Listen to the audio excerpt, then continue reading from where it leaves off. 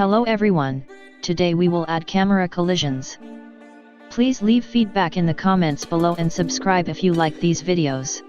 Right now the camera is just going into objects.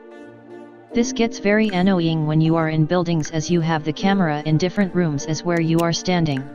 We will send a raycast from the player's head to the camera, so we create a new empty game object in the player's head. After this we need a script that sends the raycast, so create a script in the scripts folder.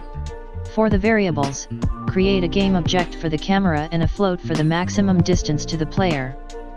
Assign the camera variable to the game camera via its tag. Raycasts need a direction to go in. For us this is the direction of the camera, so we make a vector 3 for that. The hit variable is where we get all the information about the raycast. Now we create the raycast. If it hits anything it will return true. The layer mask is so the raycast doesn't hit the player.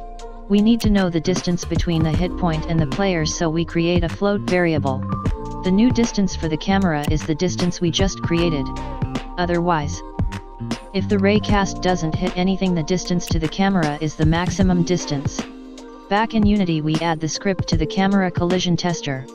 We create a new layer for the player and change the layer mask on the script. I forgot one thing in the third-person camera script.